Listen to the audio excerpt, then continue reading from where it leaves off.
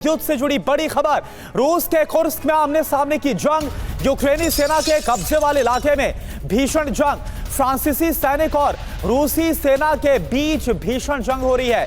फ्रांसीसी ट्रूप्स ने gun fight की तस्वीर को जारी किया है। तो यूक्रेन के कब्जे वाले इलाके की तस्वीर इस वक्त हम आपको दिखा रहे हैं। रूस के कुर्स्क में जहां पर यूक्रेन ने बड़े इलाके पर कब्जा किया है, यहां पर भीषण जंग की तस्वीर। फ्रांसीसी सैनिक और रूसी सेना, यानी कि जो फ्रांसीसी सैनिक है जो कि यूक्रेन की मदद के लिए उतरे हुए हैं, कुर्स्क के मैदान में फ्रांसीसी सोल्जर्स और रूसी सेना के बीच के जंग की आमने सामने की गन फाइट की तस्वीर। फ्रांसीसी ट्रूप्स ने गन फाइट की तस्वीर को जारी किया जो इस वक्त आप देख पा रहे हैं।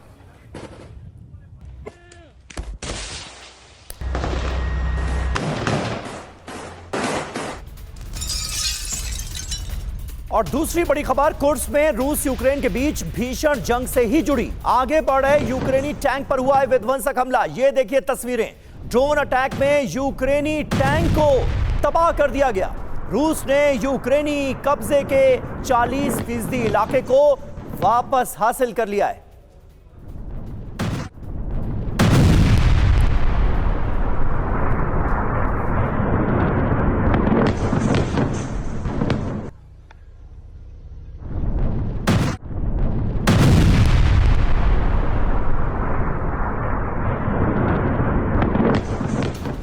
और देखिए एक और बड़ी खबर, नाटो देशों को पुतिन का अल्टीमेटम। समंदर में रूसी सेना का युद्धाभ्यास। हाइपरसोनिक ज़िरकॉन मिसाइल से हमला किया गया। कैलिबर क्रूज मिसाइल से भी हमला किया गया है। ये देखिए,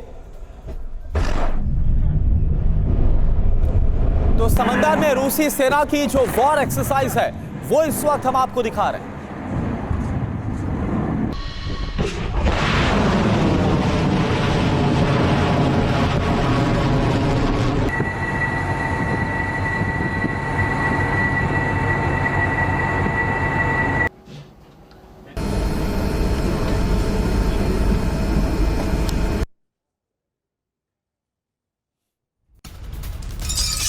और देखिए इस बीच एक बड़ी खबर सीरिया से है। सीरिया में रूसी सेना का एक्शन नजर आ रहा है। रूसी एयरोस्पेस फोर्स का भीषण हमला हुआ है। Mi-28N हेलीकॉप्टर से टैंक पर किया गया है हमला। इसी हमले की तस्वीरें आपके सामने हैं। हमले में टैंक पूरी तरह से बर्बाद हो गया। ये देखिए किस तरह से Mi-28N हेलीकॉप्टर से टैंक को बनाया गया है निशाना।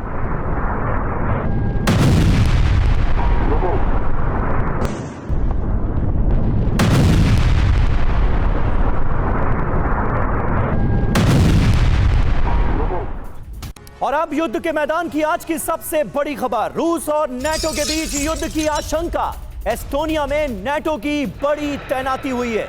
एस्टोनिया में फाइटर जेट्स डिप्लॉय किए गए। ये देखिए तस्वीरें। रूस पर नजर रखने के लिए फाइटर जेट्स की तैनाती एस्टोनिया में। इसके मायने क्या हैं ये हम आपको तफसील से बताएंगे, लेकिन पहले देखिए ये तस्वीरें।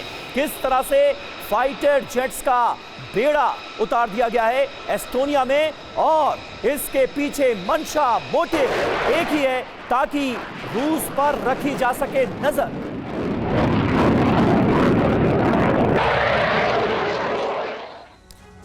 तो आप देखें नाटो की बहुत बड़ी तैयारी है रूस के खिलाफ। रूस पर हमला भारी पड़ेगा। तो हो क्या रहा है ये आप जरा जानिए, और पूरी जानकारी आपको इंफॉर्मेशन ना आपके सामने ग्राफिक्स के जरिए। एस्टोनिया के अमारी एयरबेस में F-35 की तैनाती की गई है।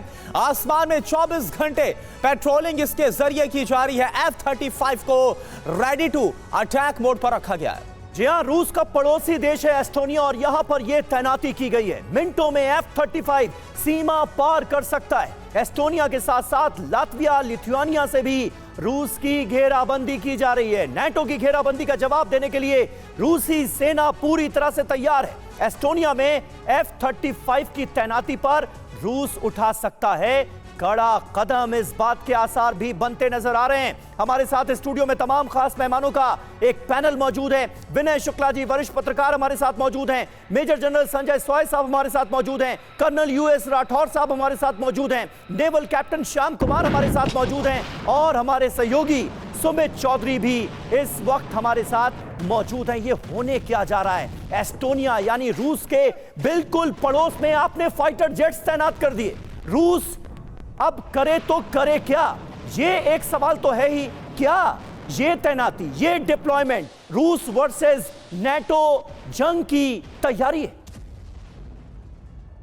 सुमित, देखिए समीर, एक बात तो बिल्कुल तय है, इस जंग की शुरुआत होने से ही रूस लगातार ये कहता है उसकी जंग जो है वो नाटो के खिलाफ है। और अगर आप एस्टोनिया की बात कर रहे हैं, एस्टोनिया की अगर आप स्ट्रेटेजिक लोकेशंस को आप देखें, वो एक ऐसी जगह पर मौजूद है जहां से आप रशिया के करीबन 300 किलोमीटर का बॉर्डर लगता है एस्टोनिया का। और खास बात यह कि अगर उसकी दूरी देखी जाए, सेंट पीटर्सबर्ग से मॉस्को से बहुत करीब है, बाल्टिक सागर के अंदर उसकी स्ट्रेटेजिक लोकेशन बहुत इंपॉर्टेंट है। इसी वजह से लगातार नाटो देश जो है वहां पर हमने देखा अरमानी बेस के ऊपर F-35 डिप्लॉय किए गए हैं। वो पुलिसिंग का काम करेंगे, सर्विलेंस का काम करेंगे, वो लगातार इंटेलिजेंस गैदर करेंगे रशिया के लगातार। और सबसे इंपॉर्टेंट बात यह है कि अगले साल कहा जा रहा है कि अमेरिकी ट्रूप्स की डिप्लॉयमेंट इसी बेस के ऊपर कर ली जाएगी। तो आप मानिए कि ये सारी डेवलपमेंट, ये सारी चीजें किस लिए की जा रही है? ताकि ऐसे प्रेशर पॉइंट्स को क्रिएट किया जाए, ऐसी लोकेशंस को क्रिएट किया जाए कि अगर नाटो वर्सेस रशिया की जंग आगे बढ़ती है या फिर खुले तौर पर रशिया लगातार नाटो देशों पर अटैक करता है, तो इन बेसिस का इस्तेमाल कर सेंट पीटर्सबर्ग, मॉस्को और दूसरे शहरों पर रशिया के सीधे अटैक्स को अंजाम दिया जाए और रशिया को मल्टीपल लोकेशंस पर एंगेज किया जाए। और यही वजह है कि ये सारी डेवलपमेंट आप देखिए ये लगातार करती जाएगी। और नाटो की पूरा फोकस है कि वो रूस को हर इलाके से, हर उस देश से घेरे जिसकी सीमाएं रूस से लगती हुई हैं। बिल्कुल सुमित, यानी कुल मिलाकर रूस को हर तरीके से घेरने की कोशिश में नाटो लगा हुआ और यही वजह है कि एस्टोनिया में यह बड़ी तैनाती की गई है। एक और बड़ी खबर, रूसी विदेश मंत्री लावरोव का बड़ा बयान। अमेरिका मॉस्को के खिलाफ हाइब्रिड युद्ध को लड़ रहा है। रूस के खिलाफ शब्द युद्ध को लड़ रहा है अमेरिका। यूक्रेन में अमेरिका रूस के हितों का टकराव है। लावरोव ने अमेरिकी पत्रकार टकर कार्लसन को जो इंटरव्यू दिया था, उस इंटरव्यू में यह बड़ी बात कही गई है। सुनिए क्या कहा गया लावरोव की तरफ से। अमेरिका को रूस के 5 साफ संदेश देखिए क्या है। पहला बड़ा संदेश, यूक्रेन को अमेरिकी मदद हमें बिल्कुल स्वीकार नहीं है। दूसरा, मिसाइल हमले का बदला मिसाइल से ही लिया जाएगा।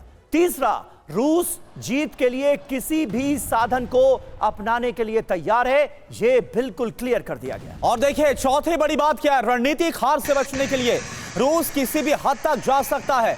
रूस किसी भी कीमत पर अपना गोल पोस्ट बदलने को तैयार नहीं है। संजय सोई सर, क्या ऐसा लग रहा है कि 20 जनवरी की तारीख, यानी कि वो तारीख जब कमान संभाल लेंगे डोनाल्ड ट्रंप, उसके पहले वो हालात पैदा किए जा रहे जिसका जिक्र सर्गेई लावरोव की तरफ से दिया गया, मसलन ATACMS या फिर स्टॉर्म शैडो जैसी मिसाइल का यूक्रेन को देना जिसकी मारक क्षमता काफी ज्यादा है, या फिर एस्टोनिया में F-35 का डिप्लॉय करना, आखिर होने क्या वाला है? क्या आपको नजर आ रहा है? नहीं, बिल्कुल करुणा, ये बात आपकी बिल्कुल ठीक है और जो असेसमेंट है मैं इस चीज़ से पूरी तरह से सहमत हूँ। क्योंकि ट्रंप ने बिल्कुल क्लियर कहा था कि लड़ाई में एक दिन में ख़त्म कर दूँ। एक दिन में तो नहीं होती, लेकिन उन्होंने अपना इरादा जाहिर किया हुआ था कि ये यूक्रेन के साथ जो लड़ाई चल रही है इसको मैं ख़त्म करूँगा। और जब से वो इलेक्शन के रिजल्ट आए हैं, आप देखिए उसके बाद से डायनामिक्स टोटली बदली हो गई है। ATACMS उनको दिया गया, मिसाइल सिस्टम दिया गया, उसका इस्तेमाल करने का परमिशन देगी और इस्तेमाल किया उन्होंने। साथ साथ F-35 और जो बाल्टिक स्टेट्स में जो अभी डिप्लॉयमेंट की बात हो रही है, यहाँ से रशिया के खिलाफ एक और एंगल खुल रहा है। यानी कि सिचुएशन ऐसी कर दो, ऐसी हालात बना दो 20 जनवरी तक कि तब तक ये यूक्रेन और रशिया शांति की बात सोचें भी तो ना कर पाएँ। और वाकई में मुझे ये लग रहा है कि ये जो माहौल बन रहा है ये बहुत ज़्यादा डेंजरस है। रशिया ने क्लियर कट कह दिया है कि इस तरह की जो हथियारों की सप्लाई है, जो इन हथियारों का इस्तेमाल अगर रशिया के ऊपर होता है तो वो किसी भी हद पर जाने के लिए उसको खुला है, उसको परमिशन है और उन्होंने इसके बारे में अपनी पॉलिसी भी बदली की है। और जो बाल्टिक स्टेट्स की भी आपने अभी बात बताई थी, जो 3 स्टेट हैं, एस्टोनिया, लिथुनिया और लैटविया, ये भी काफ़ी इंपॉर्टेंट स्टेट बन जाते हैं जो कि एक 3 तरफ से रशिया से घिरे हुए और एक तरफ से बेलारूस है और पीछे बाल्टिक सी फ्लीट रशिया का डिप्लॉयड है। वहाँ पर डिप्लॉयमेंट होने से उनके लैंड के ऊपर, जैसा कि सुमित जी ने बताया था, साथ साथ बाल्टिक सी फ्लीट के ऊपर भी नज़र रखी जा सकती है और एक अलग फ्रंट वहाँ से रशिया को डाइवर्ट करने के लिए खुल जाता है। एक तरफ यूक्रेन में उलझा हुआ है, दूसरी तरफ वो बाल्टिक स्टेट्स की तरफ उलझ जाता है। ये सब वाकई में देखा जाए तो टेंशन को बढ़ावा ही मिल रहा है। करुणा जी।